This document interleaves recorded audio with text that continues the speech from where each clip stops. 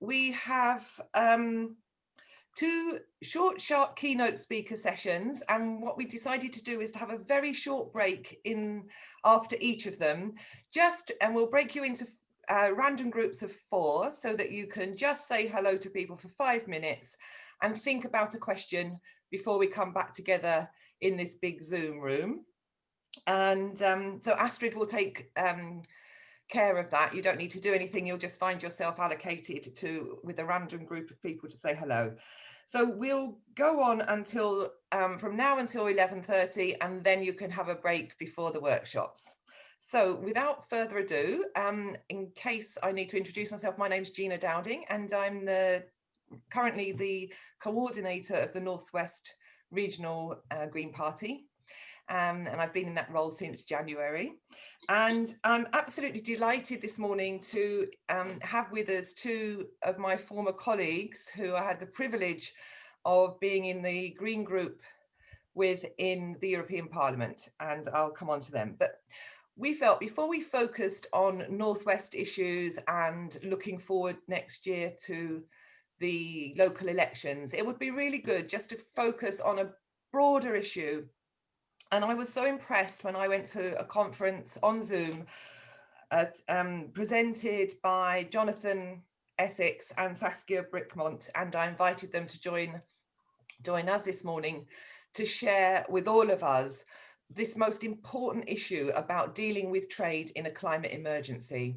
So we haven't given them long on our programme, but I'm sure you'll be incredibly impressed with what they have to say. So without further ado, I'm going to hand over to Councillor Jonathan Essex, Councillor in Surrey, and he's going to share his own presentation with you and explain something about the report that Greenhouse, the green think tank, has recently launched. Jonathan, are you there?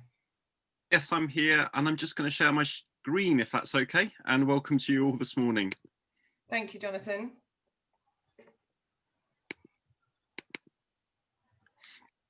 So I'm going to talk to you this morning very briefly, giving an overview of a piece of work I've been doing with Greenhouse. I've called this talk a climate deal, enabling, not blocking trade. But it could also be called a trade deal, enabling, not blocking climate. And it's really looking at a piece of work I've been doing over the last year with others in Greenhouse, which you could reframe, if you like, as saying, well, Brexit. So what's the climate impact of Brexit then? Especially if you think of Brexit as something that facilitates a free trade deal between the UK and many other parts of the world.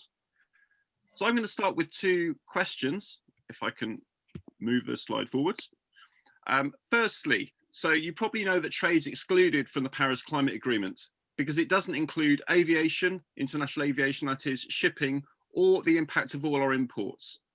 So just considering Brexit, how does the UK's trade in terms of transport emissions per tonne with countries outside of the EU compare with that inside of the EU?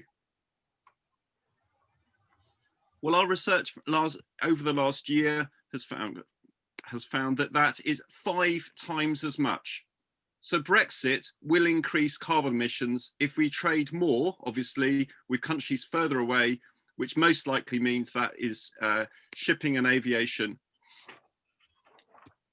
Secondly, so you probably know that the emissions in the UK have gone down since 1990, although that including imports, which makes the total almost twice as big, has reduced less. Transport emissions, though, went up 11% in this period. So while all the emissions were going down, transport was going up. But then I looked at transport in more detail, and every single form of transport went down, except for 2 different sorts of transport in the UK. Can you think what they might be? Well, no surprises here in terms of one, which is aviation. But I thought the other one would be cars. Well, no, it's not. It's road freight. It's lorries and aviation which are going up while all else is going down. And I think that very much points a finger on things like trade and goods moving around that's causing the problem more than us. So we've done this piece of work. We've looked to produce a toolkit to look at what's blocking the shift from business as usual and what would enable a shift to a zero carbon future. So blockers, we're just thinking of, big system change things that we need to do to shift us away. So it could be, for example, Building another nuclear power station could be a blocker. Enabler could be a subsidy or a tax that enables us to get on with doing what we need to do. So we looked at how we need to transform business as usual in this regard. And then we looked at what our government must do. And there's more details of this in the report, and apologies for the random order of these appearing on the slide. But it gives you a picture of the sorts of things we think we need to do at a systems level if we want to deal with and create a climate emergency economy for the whole of the UK, rather than just pass climate emergency motions at our local councils like we've done here. So we started by looking at the customs movements for the UK for 2019. And in that time, we found that just for the goods, forgetting packaging, we couldn't work out what how heavy the packaging was, but just look at the goods, 21 million tonnes of shipping emissions for the UK, 11 million tonnes of air freight, and a load more in terms of road and rails. The 36 million tonnes, that's 10% more than the total emissions claimed by the government in terms of what occurs within the UK. And this is all international road and rail, not the road and rail within the UK. Some examples of what that means in reality. Did you know that our biggest emitter in terms of a single product last year was salmon? We air freighted out nearly most of the 125,000 tonnes that we exported. But what makes this even more crazy is we imported almost the same amount of salmon back to the UK. Cheaper salmon, salmon which has been processed, often shipped, while we export the so-called higher value Scottish salmon around the world, mainly to the US and China. Roses, Valentine's Day, carbon impact 100,000 tonnes, because most of it comes from Africa. Some of it gets flown into a big market in Rotterdam, where it then gets reflown from Rotterdam to here. Our fruit, you think we could grow apples and pears in the UK. We have a history of cider, for example, and you know, this is UK fruit. But the irony is a lot of the apples and pears we grow are imported. Now, why can't we have local orchards and actually grow at least what we can grow within our own climate here? But the shocker, which may not surprise many of you, is that 47% of the weight of UK's imports and exports were fossil fuels. And that alone made up 20% of our trade carbon impact. Fashion is a good example. It's been on the news recently with the COVID outbreak in Leicester, in the fashion houses here. 6% of fashion in the UK is air freighted, but that proportion of our fashion consumption accounts for 79% of the trade carbon footprint of fashion. It's huge. So the question I'm really posing here is if we want to face up to climate reality, we need to focus locally. Yes, we need to transform our lives and our communities, but we can't continue to grow infrastructure, industry, and trade, because you know those are driving global inequality and global carbon emissions while we try to shift things locally. Now, hopefully I can just add a little image here. So I love this. This is from the global degrowth movement. And I think we need to think about these elephants in the room in different ways. So rather than the choice between growth or stagnation or recession, it's not about more or less. We need to transform things. We need to change both the nature and scale of how these things work. We need to do things differently. So we need to look at the infrastructure that locks in scale. HS2 is part of a trans-European transport network of big transport investment projects.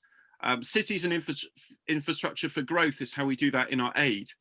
And this is leading to increasing supply rather than managing down demand, which we need to do to deal with climate change. Trade, as I said, you know, is increasing this because it's increasing the scale and the distance of how far we bring and how much stuff we bring in from around the world. Just think, our imports pretty much double the UK's declared carbon footprint by our government. So what we need to do is to look at how production, trade and infrastructure all lock in consumption. How do we reduce the scale, move away from this idea of free trade, which increases the distance travelled, and also the speed. So fast fashion, this idea of just-in-time consumption, the idea of disposable culture, and the idea that we need to get things fast also makes our trade more carbon intensive. So we had three basic recommendations. Firstly, we should reduce the amount of stuff which we import from overseas. More of what we consume should be produced locally, like building materials, like apples and pears grown in orchards, and stop this ridiculous idea that we send one thing in one direction and then bring back the same thing in the other direction too. If we have smaller trade, we could have shorter trade distances. So we could have more things produced locally, more things regionally, more things within the UK, and we should retain our predominance in dealing with the EU for our international trade rather than going further afield. And finally, if we have less of it and it's shorter, the chances are we can ship most of those goods by decarbonised land-based freight, road and rail, rather than shipping and aviation, which it is not yet possible to decarbonise at a commercial level. We can't rely on shipping and aviation if we want to go zero carbon as the UK. And that's not just about passengers, it's about how stuff moves too. So we need trade to reach zero carbon rather than exclude trade from our carbon discussions. So I think we have a choice really. The choice is a familiar one to us as Greens. Either we choose business as usual globalization, and you can have the mainstream politicians which hold that with one hand and then with the other hand they claim to be dealing with climate change, or we face up to the climate reality that we need to shift our economies, our livelihoods, our jobs all together while we face up to the climate challenge. Thanks, and that's a link to the report. Good. Fantastic, Jonathan. Thank you so much for that incredibly speedy, but such a dense amount of information there. Tremendous. Thank you so much. And are you okay for us to share your slides as well? Absolutely no problem. Lovely. Thank you. So we will have time for questions and answers, but can we go straight to Saskia to talk from an MEP's perspective, Green MEP's perspective, about how the Greens in the EU are trying to tackle this issue of the climate effects of international trade. Saskia. Yes, hello everybody. I'm really delighted to be here this morning. Thank you for inviting me to present what we do as a Green group. And I just wanted to let you know that we really miss you because you had great MEPs and we really miss you in Parliament, I have to say. But well, let's go to the Green Deal. So first, maybe to put the picture, you know that the European Commission adopted the Green Deal and its main objective is to reach a zero carbon society by 2050. So the target is high and reducing, that's the objective of the Commission, by 55% or greenhouse gas emissions by 2030. And we as European Parliament just voted on an objective of reducing it by 60%. Other elements are very important in this deal. It's protecting 30% of land and seas.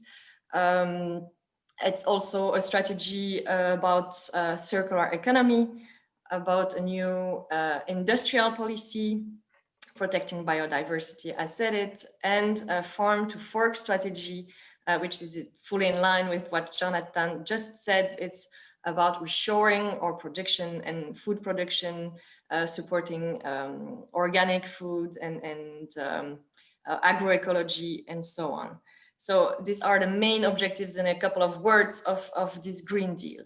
Do we have the right tools at the EU level to be coherent and to reach those objectives? Yes, but we still have two huge loopholes in the European policies. It's at the one side, the agricultural policy, so the CAP, Common Agricultural Policy, and on the other hand, the trade policy, which both are not compliant yet with the Green Deal. We just voted on the CAP at the European Parliament level, and I have to say we are very much disappointed as a Green group because it's still an old-fashioned CAP supporting mainly the agro industry, which is focused on exportation, on exports.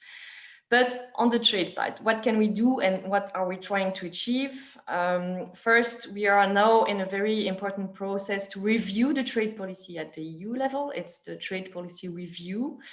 Public consultation is open until mid-November, and that has been launched by the Commission to define the trade policy for the 5 next years. So, which is of course a big issue for us. It's to bring trade policy in line with the Green Deal. You still have time to participate in the consultation if you are interested, because we need to be vocal and to have as many comments as possible in line with the Green Deal. So how to do it concretely?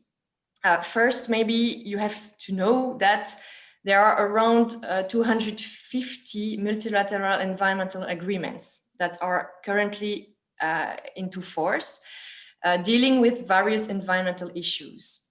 And around 20 of them contain provisions to control trade to prevent environmental damage. Their consistency and compatibility with WTO rules has never been questioned nor challenged. So it shows it's possible. But what we miss is the enforcement mechanism. And most of these treaties do not even have such an enforcement mechanism. So the main challenge today, and that's also a political challenge we face in European Parliament, it's finding a majority to go beyond the principles to include climate and Green Deal in our trade policies, and to concretely have free trade agreements and investment partnerships that include several dimensions. The first one is to reckon that multilateral environmental agreements prevail over trade provisions. In the event of inconsistency, and the launch of negotiations should be conditioned on the parties' ratification of a set of significant multilateral environmental agreements. Second, in a case of a dispute, discourage parties to initiate WTO disputes to challenge other parties' adoption or implementation of FTA's consistent climate response measures. And in particular, international treaties on biodiversity seem to come second to trade provisions for the panels and appellate bodies so far. So what we really need is that the trade and sustainable development chapters of our trade agreements become a real part of dispute settlement mechanisms. Of course, it's not sufficient to just have a green trade policy. We also need to have a more global view and to work in line and hand in hand in cooperation with the other policy areas, such as the development policies and dialogue and cooperation platforms with our several economic partners. What we thirdly need is also to make the Paris Agreement an essential clause of the free trade agreements. And that's also the whole issue we have with the Mercosur agreement, for instance. So the agreement that has been negotiated between the European Union and the 4 Latin American countries. I will take one example. It's that the deal as it is crafted won't prevent further deforestation, while studies, and we just received a study from the European Parliament on this issue, studies show that deforestation significantly increases over the 3 years following the enactment of a regional trade agreement, which coincides with an increase in agricultural land conversion. So we know that if the Mercosur agreement is implemented, it will even reinforce Bolsonaro's policy of deforestation. But doing this, putting the Green Deal at the center of a trade policy also needs to have a special focus on developing countries, because taking such measures has will have consequences on developing countries. And so they should be compensated in case of adverse impacts of such a measure, and take into account the common but differentiated responsibility principle. We know also that greening our own policies here in Europe, for instance, a higher protection of habitats in the EU can also result in more important deforestation, water or air pollution in other countries, and more generally natural resource depletion. So this also has to be taken into account and, of course, again, linked to our development policies. And last but not least, and Jonathan already spoke about it, responding to climate change means also consuming less and therefore consuming better. This is also where we come back to the common agricultural policy, because we need to reshore production and food production. It is key, of course, as well in the EU, as well in the UK, but also in our trading partner countries to ensure food security and resilience of our systems. So the study by the Green European Foundation and the Greenhouse think tank that Jonathan just presented shows, and that's very important, that around 1/3 of total global emissions are embodied in goods and services that are traded internationally. So we have, as it has been said, to go for smaller, to reduce the scale of trade, shorter distances, and reduce also the speed of trade. The study is very interesting because it provides a lot of key recommendations on the policy level. And there's one I would like to focus on in a minute. I'm almost at the end of my speech. It's the phase out and regulate the sale of new fossil fuel dependent assets, such as petrol, diesel vehicles, and gas boilers.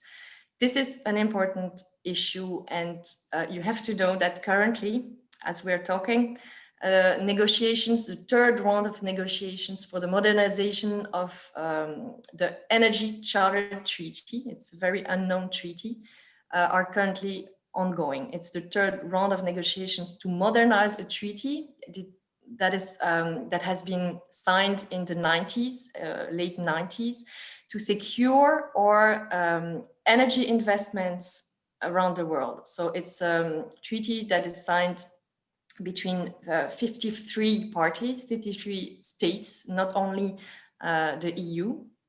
And the main objective was to protect the investments in energy, but at that time, mainly fossil fuels, which means that the investments in fossil fuels are currently protected under that treaty.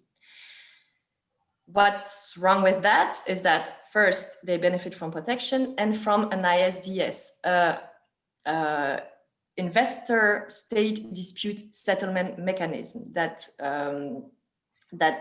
brings, for instance, private investors to attack states for the regulations, the political decisions they would take that would be, for instance, compliant with the Paris Agreement, investing in renewables, investing in public measures to improve the energy efficiency of social housing, for instance.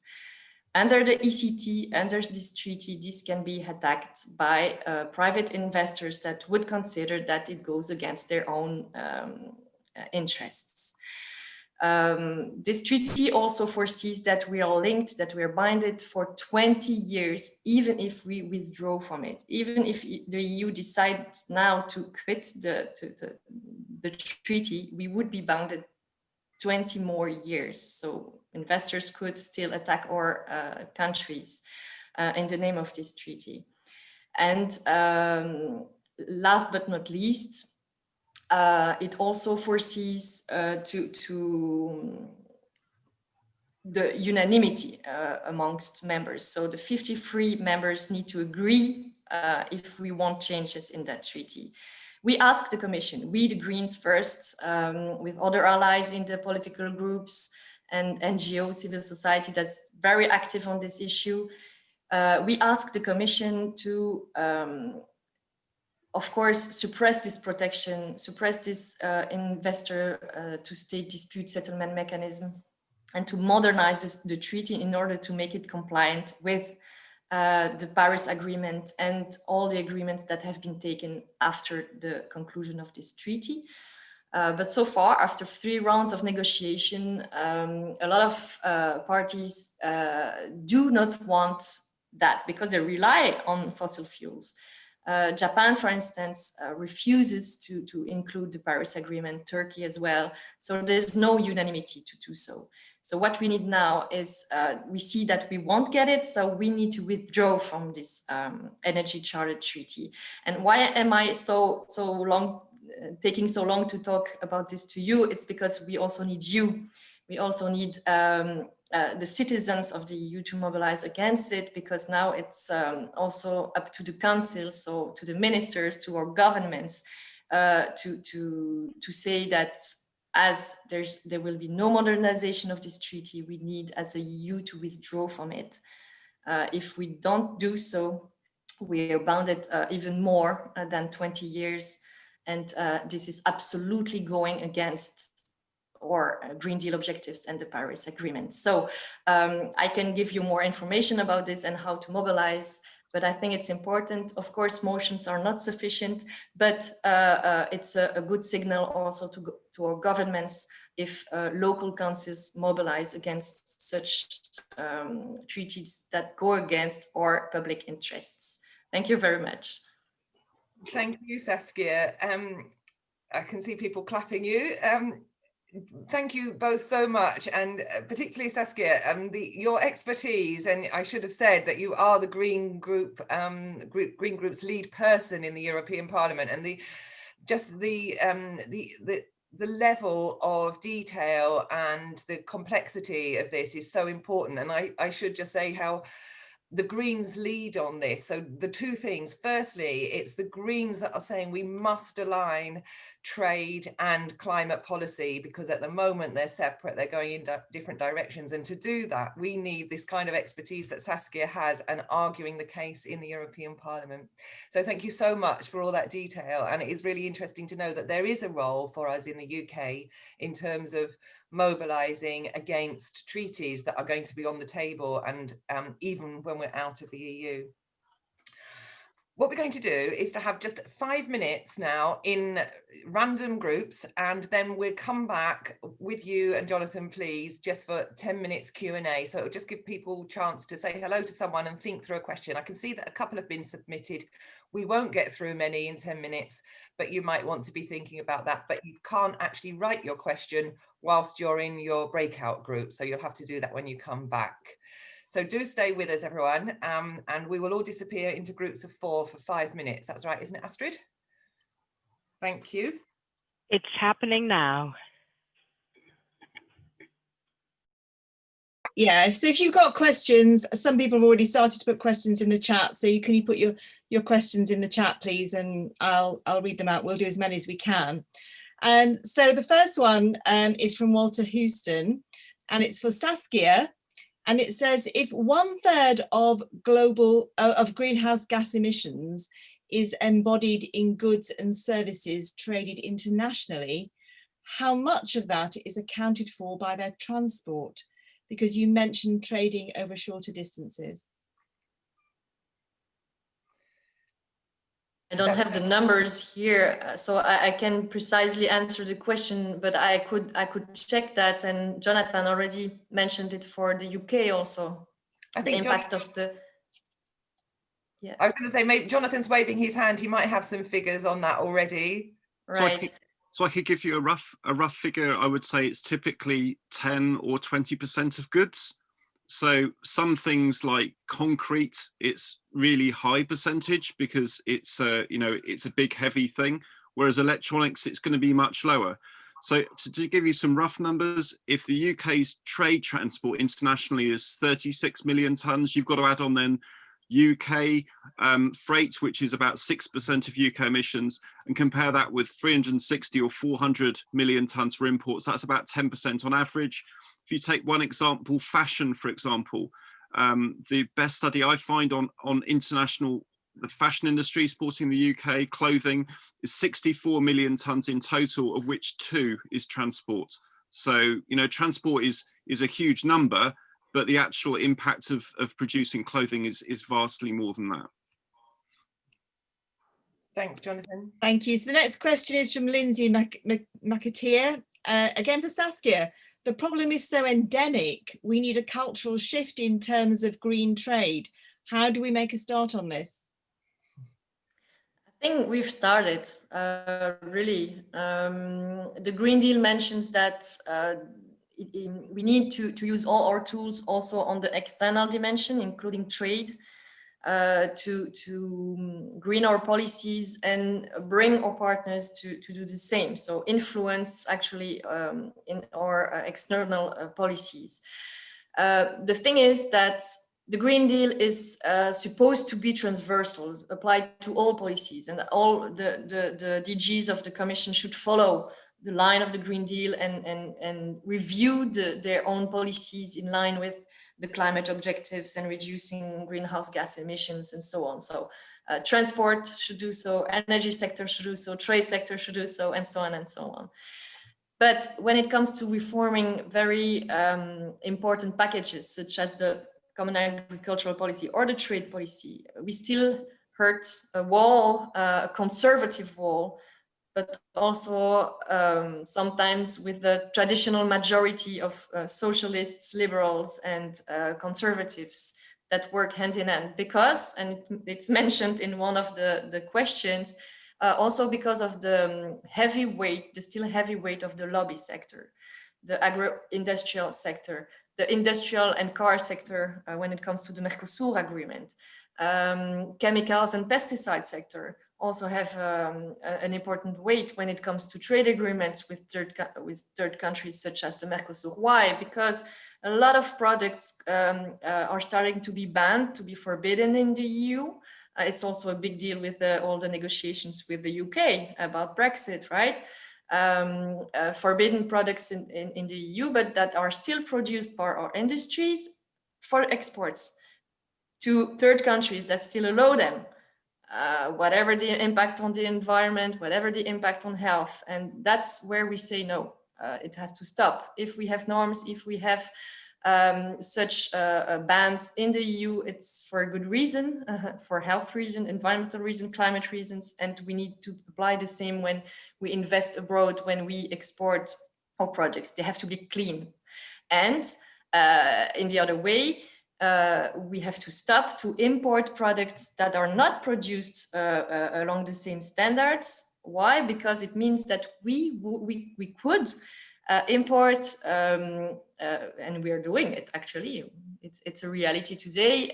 Soy that is produced in Latin America and Brazil, not to name it, with pesticides that are forbidden in the EU. So we are importing products that we're not allowed, that our producer or agricultural sector is not allowed to grow that way in the EU, which is also a deloyal, how do you say that, competition between different economic actors, between the agriculture in third countries and in the EU.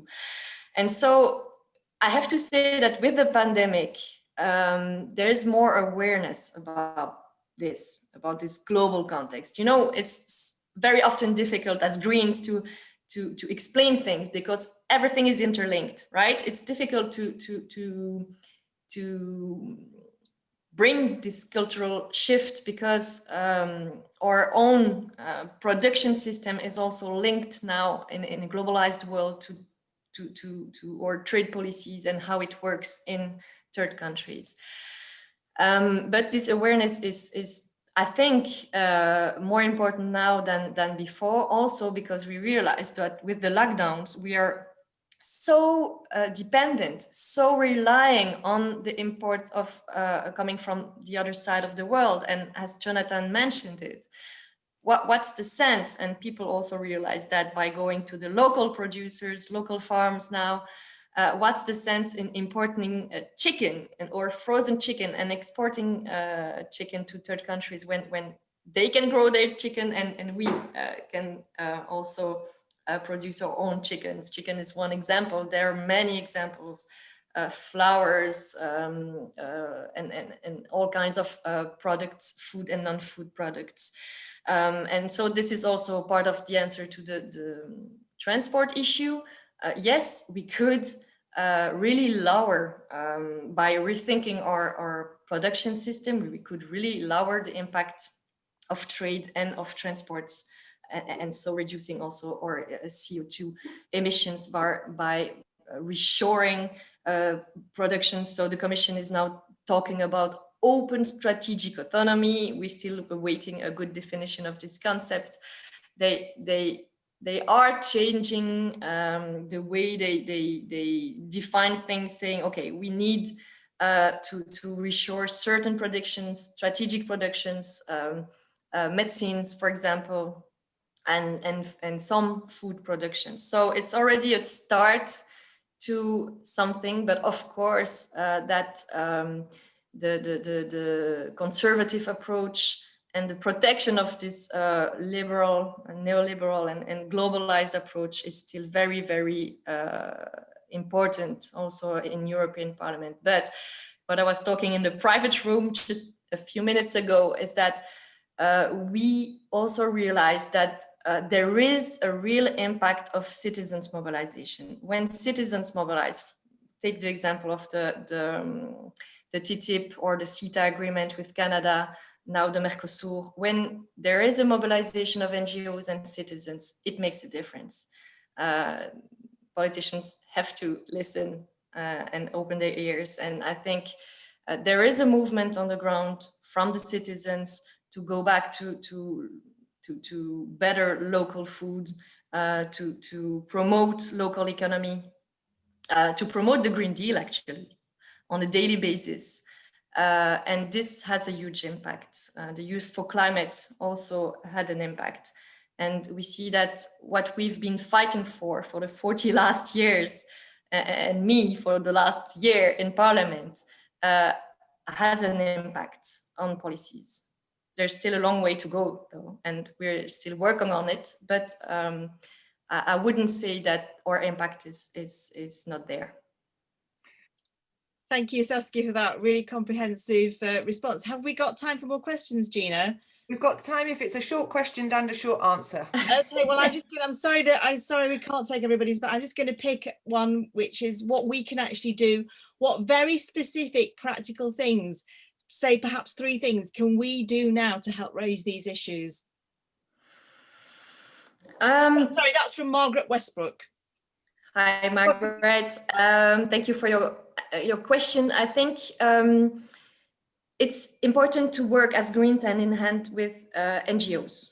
When an NGO call for action, also enter into the campaign and have your own campaign or work together, depending on how you used to. But I think it's important to build alliances because the lobbies are very strong, and so we need also to be strong on our side.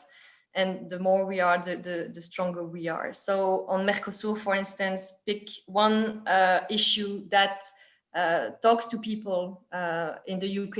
Is it deforestation? Is it the impact on UK agriculture? Is it something else? That could be a tool that you could use to talk to people, starting from their own concerns. ECT, but maybe with Brexit you're less concerned also. It makes a difference, of course. With the ECT, the Energy Charter Treaty, I think there you have an important tool. I heard Johnson, I know it's Johnson, right? But I heard him and I saw in the press that he's now releasing objectives on biodiversity, on climate, and so on. Taking homo, how do you say that in English? Saying, okay, you want to realize those objectives, then the UK has to withdraw from the ECT now. because it's contrary to your objectives. And that could be a concrete campaign that you could lead now in the UK to say, okay, Jonathan, do it if you really want to reach these objectives. Shall we go? Thank you, Saskia. I think that leads nicely on to maybe Jonathan answering that question in terms of, like, as UK citizens right now, and I think all of us, or very few of us, were aware of the importance of the Energy Charter Treaty until today. So that's one thing that we've already going away with. But Jonathan, what would you add to that as a really... So my pitch would be three things, very much building on what Saskia said. Firstly, I think it's about building awareness and really talking up these issues as being important. Secondly, I think we need to build consumption emissions into our climate emergency planning from the local level right up to government. And thirdly, it's about campaigning. And I think we've got a unique opportunity here in the UK to campaign and raise awareness of the trade climate links in the run up to us hosting COP next year. In terms of awareness, I would just stress one thing: the links between the Foreign and Commonwealth Office and DFID, our aid, and the merger of the two together. Because what's happened is we've now got a prosperity fund that will spend over £1 billion, not on the poorest countries like we used to, but on middle income countries like Brazil, which was mentioned, to facilitate and soften up us for bilateral UK middle income trade deals. And that's been linked to the Foreign and Commonwealth Office, which is clearly negotiating those trade deals. There's a whole stitch up in terms of how aid money is being spent and what the UK is doing around the world now. So in parallel to negotiating with the EU, we know we're at the 5th round of negotiations with the US, but also with countries like Colombia and Brazil and Mexico. That's what's going on. So we need to be aware of that. So organizations like Global Justice Now, a campaign group, it's really worth signing up to them, finding out what's going on. They've done an excellent free download called Trade Secrets, which is an expose of what's going on behind the scenes in terms of the UK-US trade deal. And I think we should really use COP26, though, to make sure that the climate vision which we host and set on the global stage, is a real one. This last week, the UK has published the growing gap between our national climate budget and the climate reality. That's bigger than it was reported a year ago. So we're going up to COP, hosting it, and actually we're increasingly failing to meet our own national targets. We're moving further and further away. We need to hold the government to account and basically set the stage. If you like, why don't we Greens act as if we're the ones who are hosting COP, rather than let it be Boris Johnson and his government claim that they're hosting it? Brilliant. I just want to say thank you both so much for joining us this morning. And please, Saskia, go back to the European Parliament knowing that we are so hugely grateful and we have a lot of faith and confidence in the work that the Greens are doing on our behalf, and we're behind you every step of the way, even though we're not right with you, sitting side by side with you. And it's been really important and really informative, just in this snippet of a session this morning. So we will, just to confirm, send around the links that you've put in the chat box so that we can follow up issues around the charter, the consultation, sorry, the charter treaty, the consultation, and also the links to Jonathan's report. And I think to some extent we're a year out now from COP26, aren't we? So this, maybe from now on, this is what we need to be focusing on as Greens. What are we going to do, apart from within our local elections, to really hammer home the importance of trade emissions in the whole climate talk? So thank you so much for joining us. And sorry it was so short, but round of applause from everyone. Thank you both. Thank you. Thank you very much for inviting us, and we stay in touch. Whatever happens, we are a big family, also through the EGP, the European Green Party, and I can send you the letter we communicated to the EGP on the Energy Charter, so you have it and you can mobilize. Thank you. Thanks so much. Feel free to stay, but I know you're both busy people, so obviously you might want to get on in your important work, but we'll move on. Thank you and goodbye for now. Phew, thanks everyone. So I'm Jonathan Bartley has joined us now, so he's here. Perfect timing. Perfect timing. So we're going to move on now with a focus, but also having invited one of our German colleagues, Sven Giegold, to join us. We're going to now look at the issue of local elections. But Sven represents North Rhine-Westphalia as an MEP, and we had a short conversation sometime last year because my year in Germany was spent in a small town in that region called Paderborn, which was terribly conservative at the time, but I gather now has Green elected representatives. So Sven might want to mention that, as well as the success that they had in North Rhine-Westphalia last year in the local elections. So Sven, are you there to tell us more about how you turned your region green? Well, thank you first, Gina, and thank you for inviting me. And I first also would like to start saying that how much we miss you, and you are missed in every way, I have to say, and not only politically. Also, you don't believe how boring it is to do politics with French, Spanish, and Italians. There's no sense of humor in politics. It is so horrible.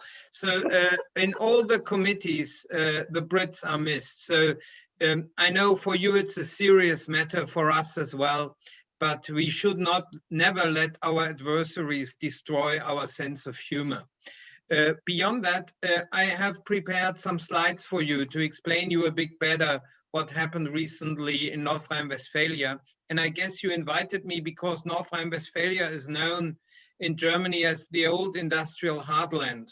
And that is basically also a region of deep economic transformation. It was already a deep transformation, and obviously a new one is on the road. I will try to that this works now. I hope you can see it. So I have prepared lots of figures. I'm an economist, so sorry for this déformation professionnelle. And you will understand it with a sense of, where is it here? With a combination of my explanations and a little bit of Old Saxon, which you're all able to speak. So first, the recent results and why it's so special what happened in our region. You can see it's not long ago, only a bit more than 3 years, that we had a disappointing result of 6.4% in our land in the state elections. A few in the federal elections also, for our level, a weak result of 7.6% in the federal elections. That was the result in our land of North Rhine-Westphalia, which has about, I forgot to mention, 18 million inhabitants. But then only less than 2 years later, we achieved in the European election the best result the Greens ever had of 23.2%. And then again, in the local elections, just 2 months ago, 20%, which is of course difficult because you need to have candidates everywhere in order to be achieving this. And since then, we have, for the first time, a lot of mayors elected. So in 4 large cities, we have now green or greenish mayors in Cologne, in Bonn, in Wuppertal, and Aachen.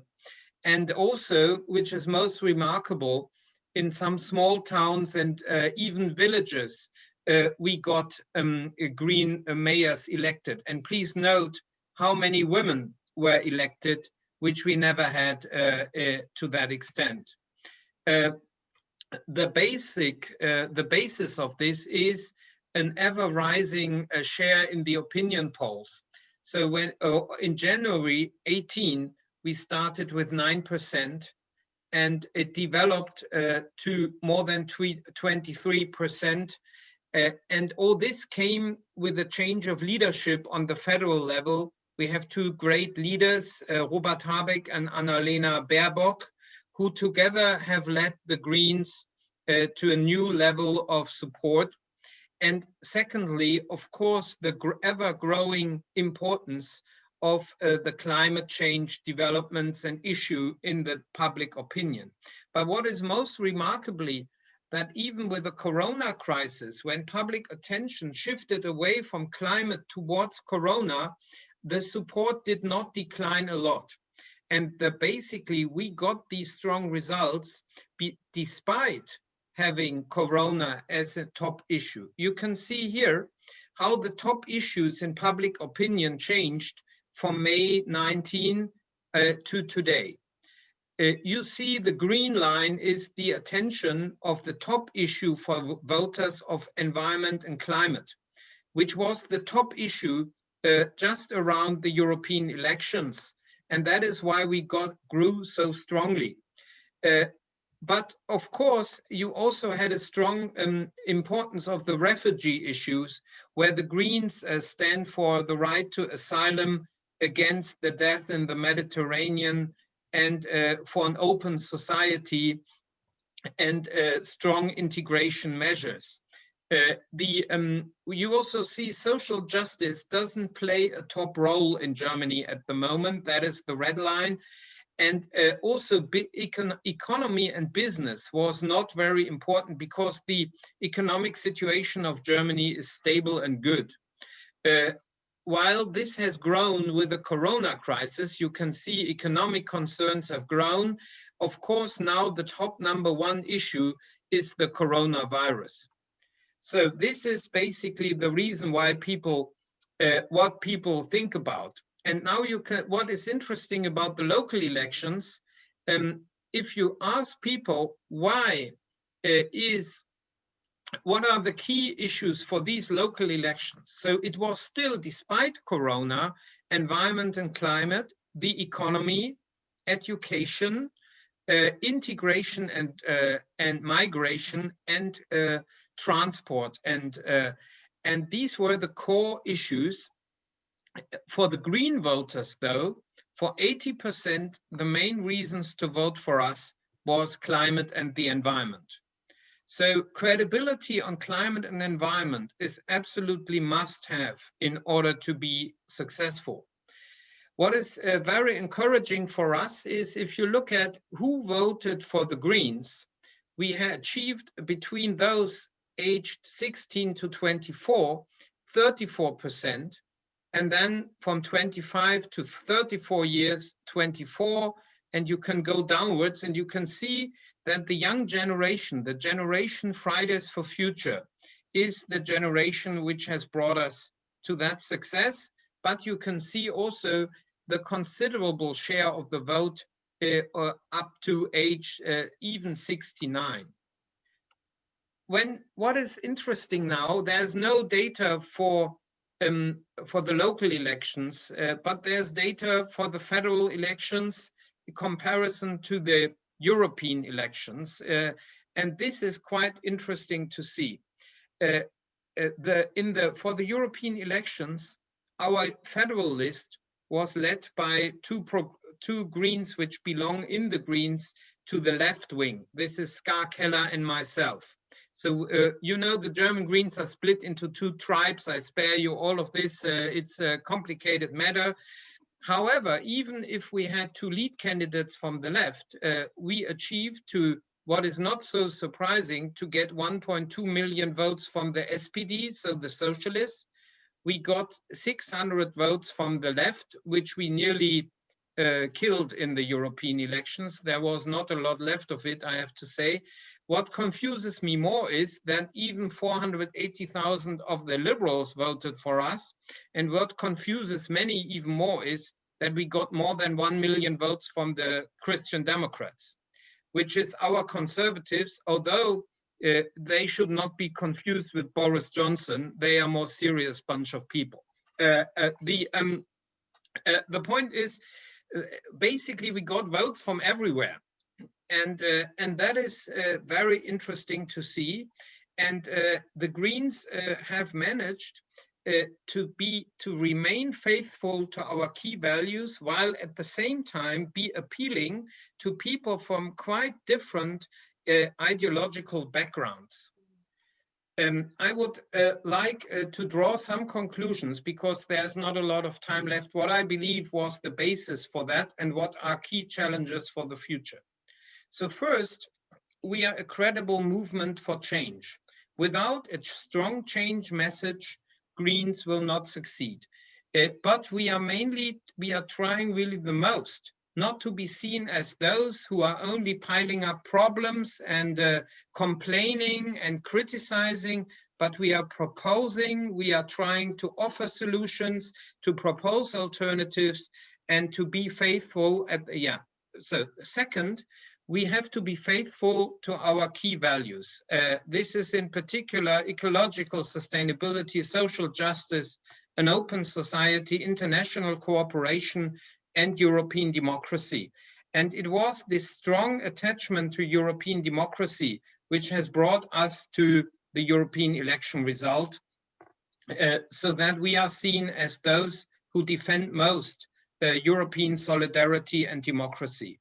We are not running after those who complaining about the loss of some regional decision-making powers and so on. We believe that in a globalizing world, we need a strong but democratic and socially just Europe. At the same time, and I say this very clearly, we wouldn't have got there if we were not seen as part of those who defend the basic institutions and ideas of the Federal Republic of Germany after the war. And this is in particular a strong parliamentary democracy, of course, with ideas to reform it towards stronger participation and less lobby influence. And second, a social and ecological market economy. This is, I think, very fundamental. We are seen not as adversaries of the current institutional setup. We are seen as those inside of the institutional setup who will change it for the better. That is, however, there remain important weaknesses. First, when you ask citizens, do you trust the Greens to build a strong economy while transforming it in a green and social way? Many people will say no. They will say they trust us on the green side. They trust us a lot less that the businesses will do well. Second, I believe we will live in a time of growing security concerns. Globally, when you look at the geopolitical situation, but also the many issues of basic security, including the traditional question of crime, but even more importantly for us, we are asking a lot of change. We are asking to profoundly change the way how we consume and how we work. If we ask so much of change, there have to be also messages of stability and security. And there we are a lot worse. Third, as you perhaps know, the German Greens were in government in a time when we have made deep cuts into our welfare system. The red-green government on the federal level was a huge problem for our credibility on social justice. And until today, we suffer from that. And therefore, it is so important that we stay faithful to our policies of limiting economic inequality. And lastly, many people believe the Greens, well, in the end, we are asking for too many rules and even going into the very depth of private life. I would put it like this. If people believe green change means a limitation of personal freedoms, like you shall not eat meat, you shall not use a car, you shall not this, you shall not that, and people feel these limitations of freedom are not well-founded, then this is very dangerous, because our voters love freedom as they love a stable planet. So we have to be careful with the messaging. We know we have to change, but we may not be seen as authoritarians who tell people how to live. And this is a fine balance to strike.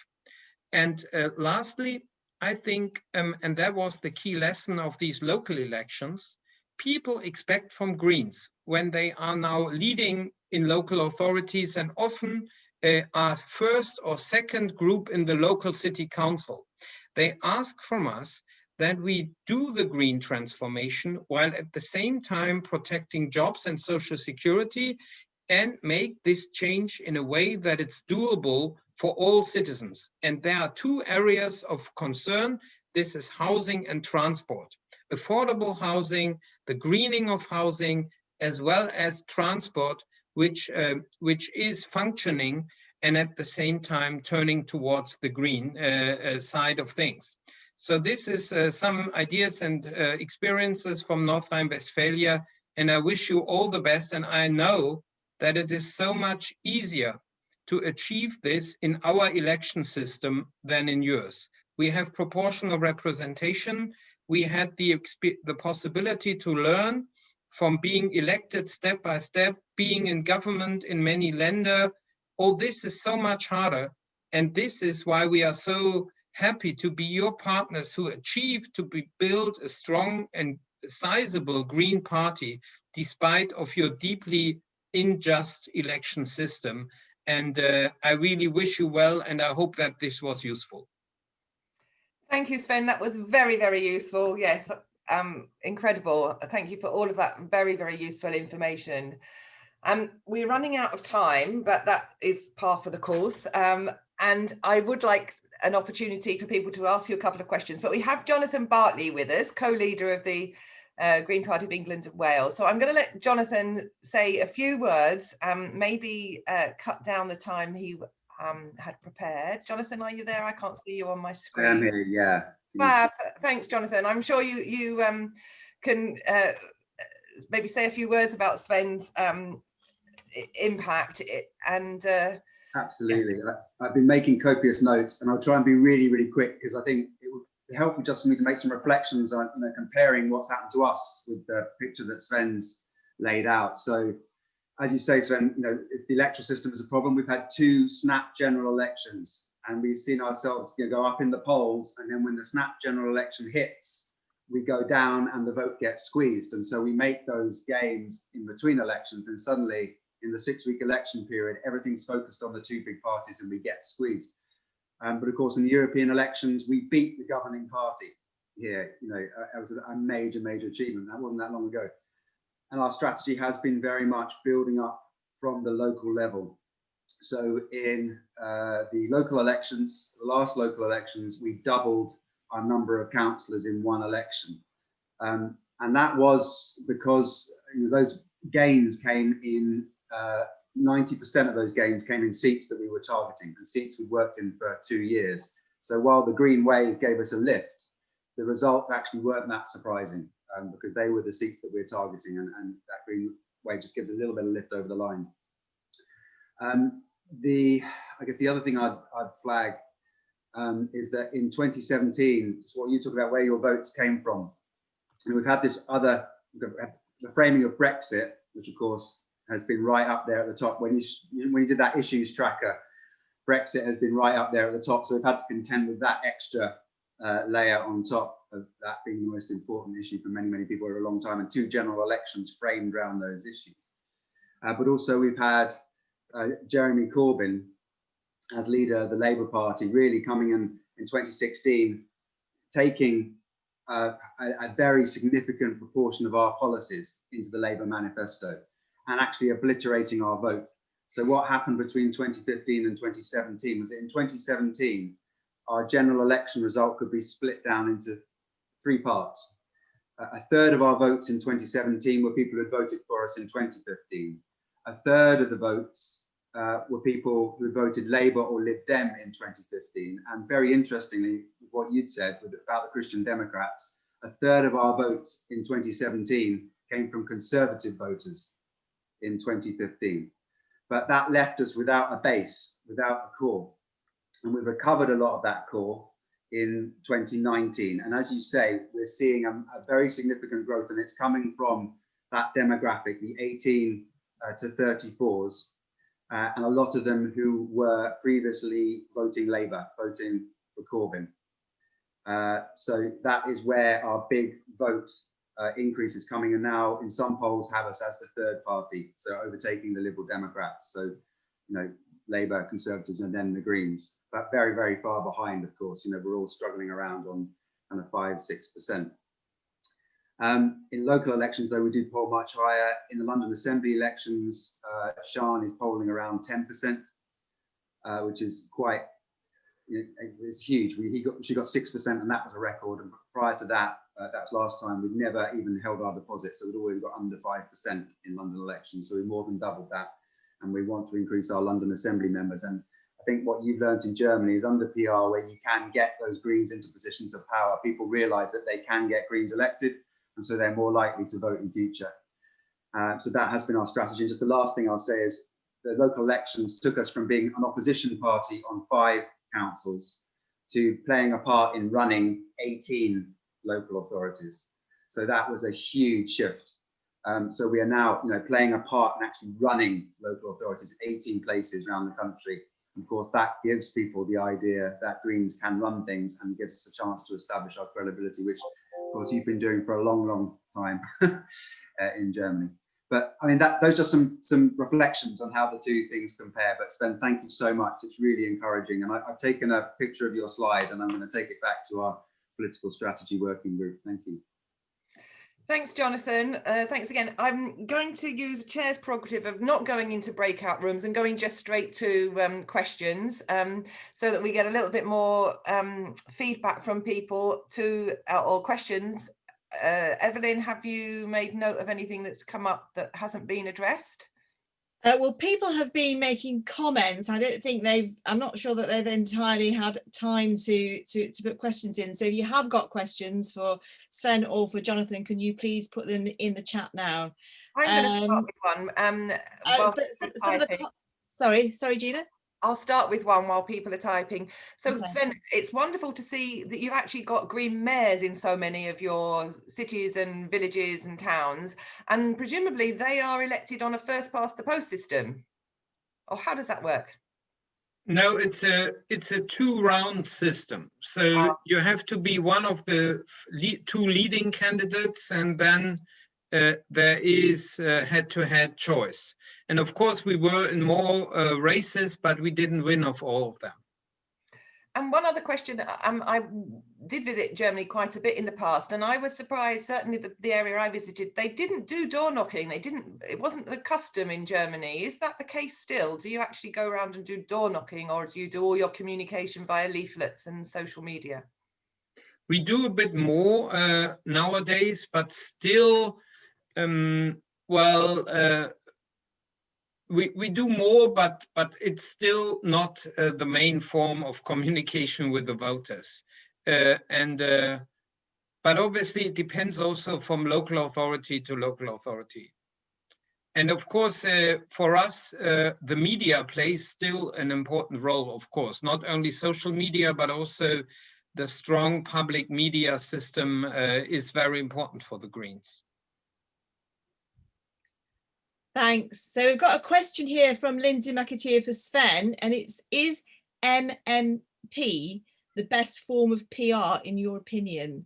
I don't know what MMP. What? Yeah, exactly. What is this? I know what MMP is.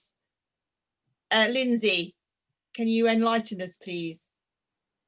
Mixed member proportional, the system they use in Germany. Say again? Mixed member proportional, okay. The system that is used in Germany. Okay.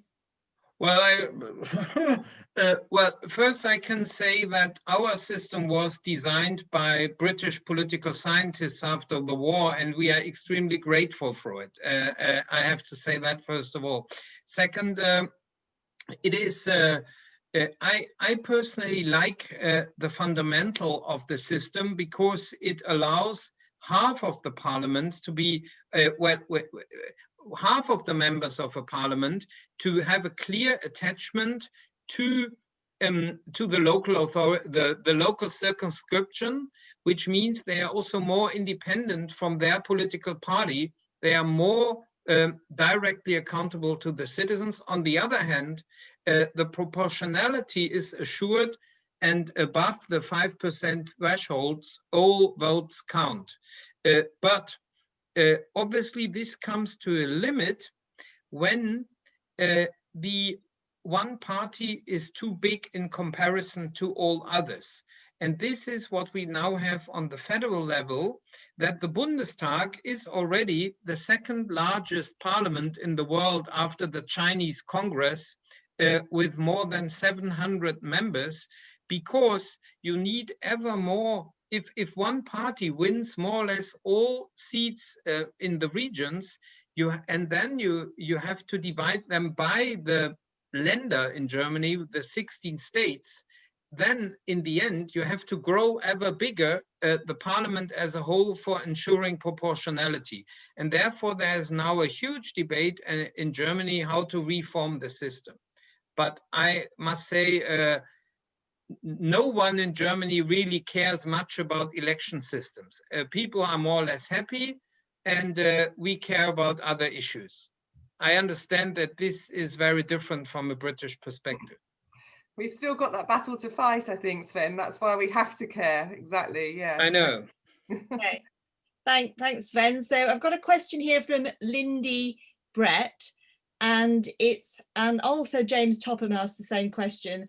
How important is social media in campaigning, and what is most effective?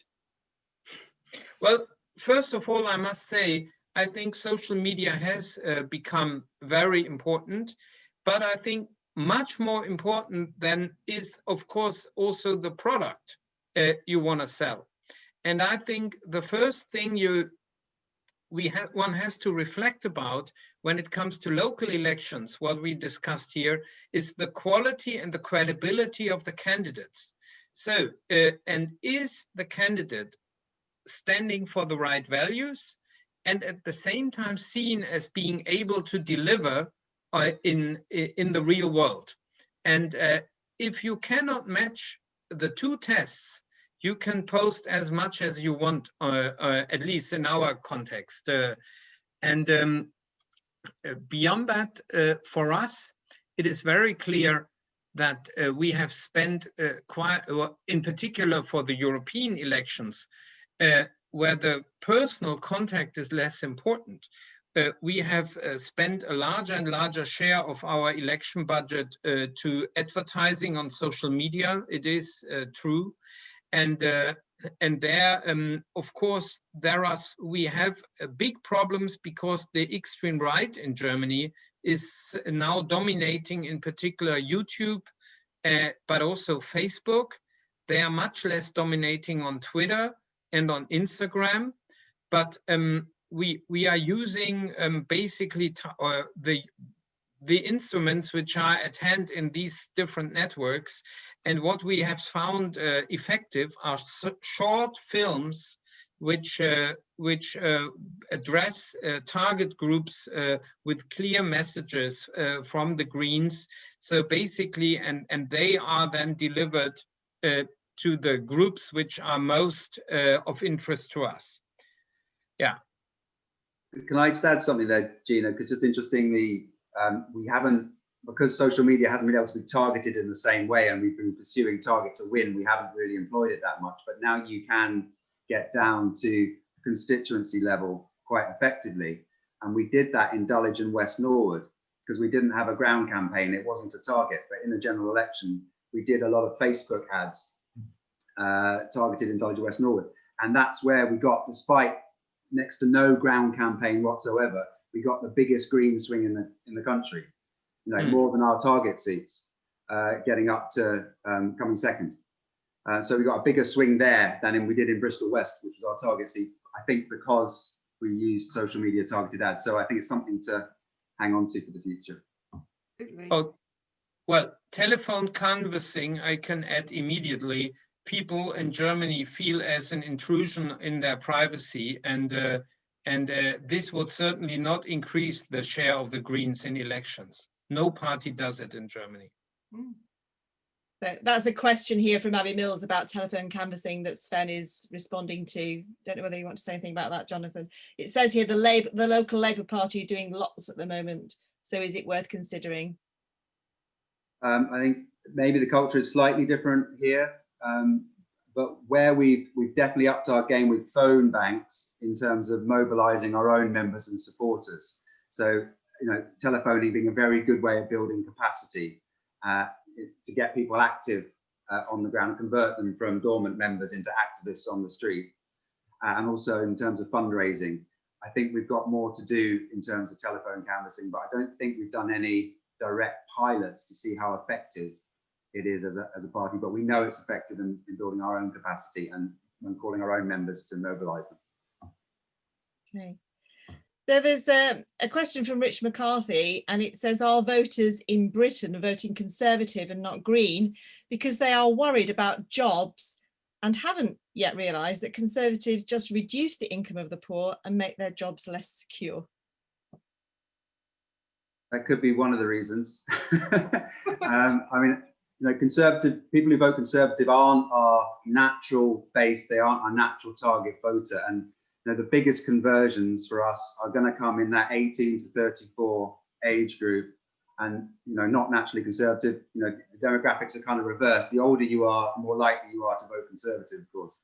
And also, they're going to come from more the kind of left of centre pool. So I think as any strategy to target Conservative voters on a national level, of course, you might want to do something different in local elections where you're putting out squeeze messages and in other more locally based campaigns, of course, but as a national strategy, probably targeting Conservative voters is not the way we want to go. So I'm not sure what the compelling messages would be to switch them. Well, I would say that it is very understandable by citizens that they want to know an answer to, can I afford the green change? And I think it is very important to be credible on the economy. And in order to stabilize our high results and even build on it, we must be seen by the economy not as an adversary, but as those who secure the profitable business models of the future, and therefore also job stability. I think the right response from a green German perspective to the economy is not to diminish yourself to a distributional left, but also an investing left. So this means a party which tells which lays the right frameworks and supporting structures for the future economy and future competitiveness. And what has changed a lot is that in the past, in business, we had mainly adversaries. So it was natural that we were in opposition. But now in business, you have a lot, in Germany at least, you have a lot of business leaders and trade unionists in business who know that they will be competed out by Chinese and others if we are not the first movers, in particular in greening the industry. So you can see, for instance, the foundation 2 degrees of German industries, where some of the biggest and even some of the most polluting companies have joined forces and supporting a lot of our agenda. And I put it a bit more even strongly. We are competing now with the Conservatives, who has the best economic policy. So we are trying to say they have an old economic policy strategy, and we have the modern and green and digital economic policy strategy. And of course, we also talk about insecurity and low wages and discrimination in the labor market and so on. But we do not leave the issue of who builds a stable and strong, I used this word for you, a stable and strong economy for the future. We do not leave this to the other parties. This is also our job. Thank you, Sven. I think that's a brilliant note to end on, actually. Not just strong and stable, but we are the ones that have the policies to attract the whole gamut of voters out there who are currently seriously considering where their home should be in the light of the climate crisis. Just to say thank you so much for joining us. Sorry to squeeze your time, Jonathan. You're always welcome in the Northwest, virtually or otherwise. But on behalf of us all, just to say we really have appreciated you joining us and all that information this morning. So good luck, and we'll see you again soon. All the best. Thank you very much. Thanks, Sven. Thanks, Jonathan. So I'm just going to remind people what happens next so that you have a breather. We were due to start our workshops at 11:40. I'm going to say we'll start at 11:45, just so that people can go and make a cup of tea or whatever they need to do.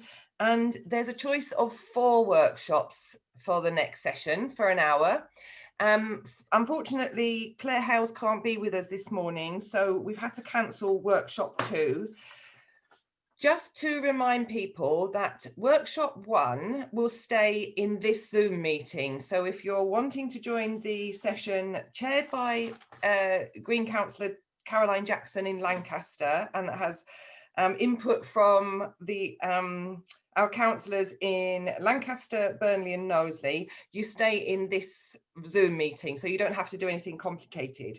But for the other 3 workshops, you need to go back to your email list and find the Zoom meeting to join. So we have a meeting on anti-racism work for the Greens with Rakesh Prashara and AC Baker. We've got the workshop with on fighting for a better education with Emily Heath and Kelsey Trevitt.